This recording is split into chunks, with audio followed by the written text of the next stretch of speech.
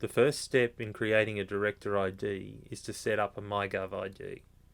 If you haven't done this already, you can click on the link there, or you can see the other video that we've got. You also need to gather your documents and click Apply with MyGovID. This brings up the MyGovID login page. From here you can either download the MyGovID app if you haven't done that already, or just enter in the email address that is attached to your MyGovID. Next, it sends an authentication request to your device. You click on that, open MyGovID, enter your password, and then enter this code in. It will then send a message back to the website to allow you through. This is why no one can do it on your behalf.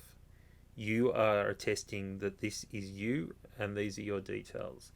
In the proof of ownership screen, you agree that that's you and you move on to the next screen, where it gives you your name and your date of birth from your MyGovID information. Now you have access to add bank account details from your last tax return, information from a dividend statement, a notice of assessment, a date and reference number, a PAYG payment summary, the gross amount from that payment summary, or a superannuation account details.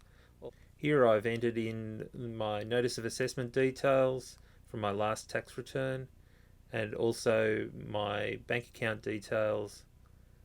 I say I agree and hit submit.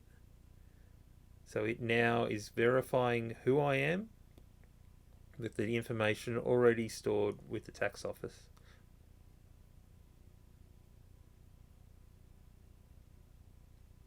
Now I come into the Director ID and I say that yes, I'm eligible because I'm a director of a company, and I acknowledge that to be a director of a company I have to meet the requirements of the Corporations Act.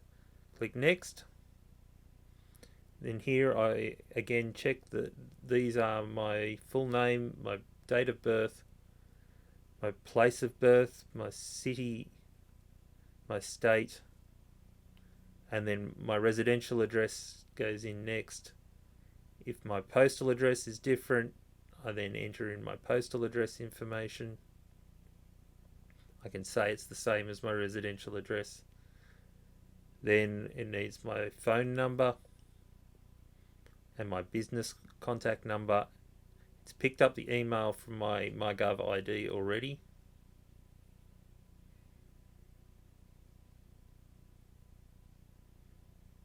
And then I can click Next. Now I've got all the details ready to submit.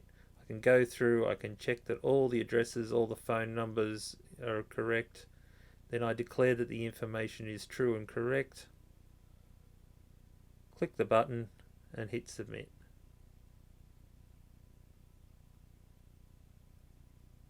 Just like that, I've now got a Director ID. Now I can give that information to my company secretary or my accountant, whoever maintains my company's ASIC accreditation. And now I've fulfilled the requirements of a Director ID.